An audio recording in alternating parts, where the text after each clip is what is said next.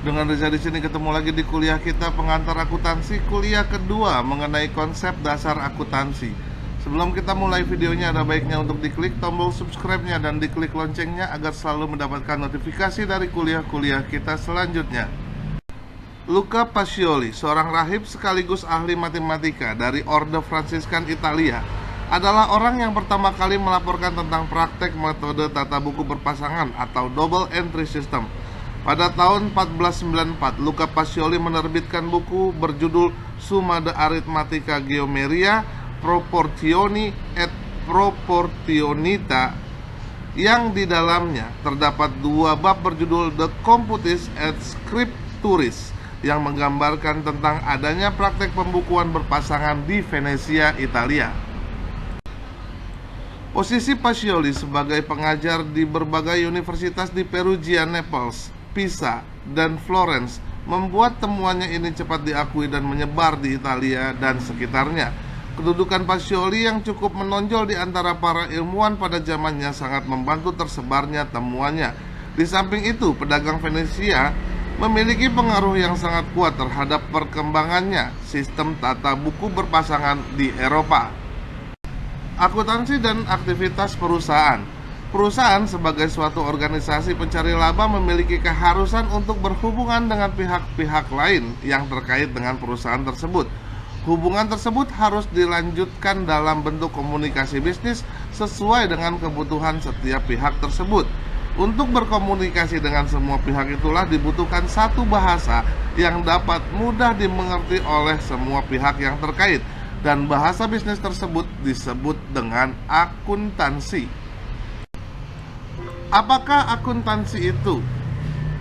Yaitu suatu sistem informasi yang mengidentifikasikan, mencatat, dan mengkomunikasikan peristiwa-peristiwa ekonomi dari suatu organisasi kepada pengguna yang berkepentingan.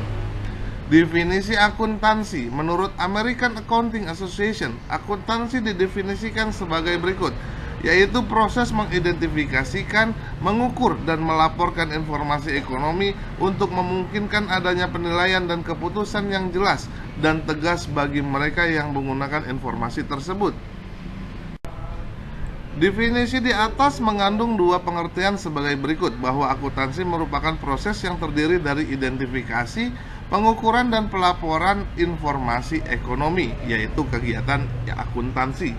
Dan yang kedua adalah bahwa informasi ekonomi yang dihasilkan oleh akuntansi diharapkan berguna dalam penilaian dan pengambilan keputusan mengenai kesatuan usaha yang bersangkutan, yaitu kegunaan akuntansi. Definisi akuntansi dari sudut pemakai jasa akuntansi yaitu suatu disiplin yang menyediakan informasi yang diperlukan untuk melaksanakan kegiatan-kegiatan secara efisien dan mengevaluasi kegiatan-kegiatan suatu entitas. Dan yang kedua, menurut proses kegiatannya, yaitu proses pencatatan, penggolongan, peringkasan, pelaporan, dan juga penganalisaan data keuangan suatu entitas. Akuntansi dan pembukuan. Pembukuan adalah aktivitas pencatatan data usaha suatu perusahaan dengan suatu cara tertentu. Akuntansi terutama mementingkan aktivitasnya pada mendesain sistem pencatatan, mempersiapkan laporan keuangan berdasarkan data yang ada, dan menginterpretasikan laporan-laporan tersebut. Kegiatan utama akuntansi adalah sebagai berikut. Yang pertama adalah pengidentifikasian dan pengukuran data relevan untuk pengambilan keputusan. Yang kedua adalah pemrosesan data dan kemudian pelaporan informasi yang dihasilkan. Dan yang ketiga adalah pengkomunikasian informasi kepada pemakai laporan. Tujuan utama akuntansi yaitu menyediakan informasi ekonomi atau economic information dari suatu kesatuan ekonomi atau economic entity atau perusahaan kepada pihak-pihak yang berkepentingan seperti stakeholder suatu entitas atau perusahaan. Kegunaan informasi akuntansi. Bagi pemakai informasi akuntansi, yang digunakan adalah informasi keuangan. Ada dua kegunaan utama, yaitu untuk keperluan eksternal perusahaan dan internal perusahaan. Untuk eksternal perusahaan antara lain pemerintah, pemegang saham, calon investor, supplier, kreditor, dan stakeholder perusahaan lainnya. Sementara internal perusahaan yaitu manajer produksi, manajer keuangan, manajer personalia, karyawan, direktur, dan lain sebagainya. Pengguna internal, para manajer yang merencanakan, mengorganisasikan, dan mengelola suatu bisnis, maka antara lain adalah manajer pemasaran, manajer atau supervisor produksi, direktur keuangan, serta pejabat-pejabat perusahaan yang lain sebagai pengguna internal dari akuntansi. Oleh sebab itu, seorang manajer harus bisa menjawab. Yang pertama, apakah jumlah kas cukup untuk membayar tagihan-tagihan untuk manajer keuangan? Mampukah kita memberikan kenaikan gaji bagi karyawan tahun ini bagi manajemen SDM? Yang ketiga, berapakah biaya produksi untuk masing-masing produk untuk manajer produksi? Dan lini produk apakah yang paling menguntungkan bagi manajer pemasaran? Sementara pengguna eksternal, terdapat beberapa jenis pengguna eksternal informasi akuntansi. Yang pertama adalah investor atau pemilik, menggunakan informasi akuntansi guna membuat keputusan untuk membeli, menahan atau menjual sahamnya. Dan bagi kreditor untuk mengevaluasi resiko pemberian kredit atau juga pinjaman. Baik investor dan kreditor harus bisa mengevaluasi sebagai berikut. 1. Apakah perusahaan mendapatkan laba yang memuaskan? 2. Bagaimana ukuran dan profitabilitas perusahaan jika dibandingkan dengan para pesaingnya? Dan 3. Apakah perusahaan bisa melunasi utang-utang pada saat jatuh tempo? Berikut ini adalah data pengguna informasi keuangan, terdiri dari kreditor, pemerintah, calon investor, pemasok, pemilik atau pemegang saham, manajer produksi, manajer pemasaran, dan berbagai pihak internal lainnya. Proses akuntansi. Proses yang pertama dilakukan dalam akuntansi adalah identifikasi, yaitu memilih peristiwa ekonomi. Yang kedua adalah pencatatan, yaitu mencatat, mengklasifikasikan, dan membuat ikhtisar. Yang ketiga adalah komunikasi, yaitu menyiapkan laporan-laporan akuntansi. Yang keempat adalah menganalisis dan menginterpretasikan laporan bagi para pengguna informasi akuntansi. Macam-macam akuntansi ada dua, yaitu akuntansi keuangan dan akuntansi manajemen. Akuntansi keuangan adalah sistem akuntansi yang pemakai informasinya adalah pihak eksternal organisasi perusahaan, seperti kreditor, pemegang saham, investor, dan lain sebagainya. Sementara akuntansi manajemen adalah sistem akuntansi yang pemakai informasinya adalah pihak internal organisasi perusahaan, seperti manajer produksi, manajer keuangan, manajer pemasaran, dan lain sebagainya. Akuntansi manajemen berguna sebagai alat bantu pengambil keputusan manajemen.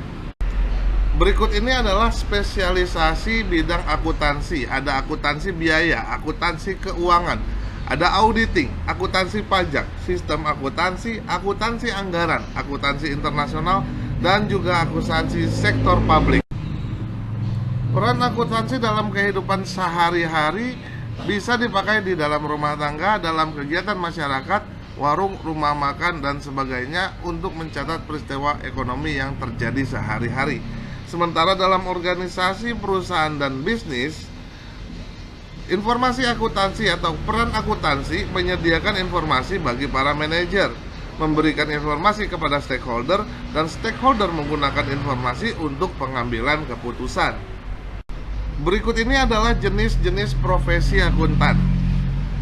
Yang pertama adalah akuntan perusahaan. Akuntan perusahaan adalah akuntan yang bekerja untuk internal suatu perusahaan dan bertugas menyiapkan informasi keuangan perusahaan di mana mereka bekerja. Yang kedua adalah akuntan publik. Adalah akuntan yang memiliki posisi independen dan bekerja untuk berbagai pihak yang membutuhkan jasa mereka dalam memeriksa dan menilai kewajaran laporan keuangan suatu perusahaan. Selanjutnya ada akuntan pemerintah. Adalah akuntan yang bekerja kepada kepentingan pemerintah dan berfungsi mengamankan berbagai kepentingan pemerintah. Yang keempat adalah pendidik, yaitu akuntan yang mengabdikan dirinya di dalam suatu institusi tertentu yang bertugas mempersiapkan, membimbing, dan melatih naradidik untuk menjadi akuntan profesional.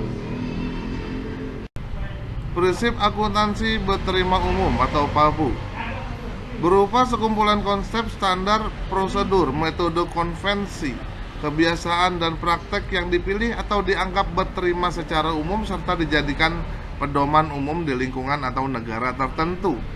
Selanjutnya, PABU disempurnakan menjadi PSAK atau Pernyataan Standar Akuntansi Keuangan yang menjadi standar praktik akuntansi yang digunakan di Indonesia, yang disusun dan diterbitkan oleh DSAK atau Dewan Standar Akuntansi Keuangan yang dibentuk oleh Ikatan Akuntansi Indonesia atau IAI. Berikut ini adalah tugas individu yang harus dikerjakan dan dikumpulkan pada hari ini juga. The motivation. Some people dream of success, whilst others wakes up and work hard at it, by Mark Zuckerberg, founder of Facebook. Sekian kuliah kita pada hari ini, semoga bermanfaat buat kita semua. Keep your spirit to learn more. Please like, share, and comment. Dan jangan lupa untuk diklik tombol subscribe-nya dan diklik loncengnya agar selalu mendapatkan notifikasi dari kuliah-kuliah kita selanjutnya. Terima kasih.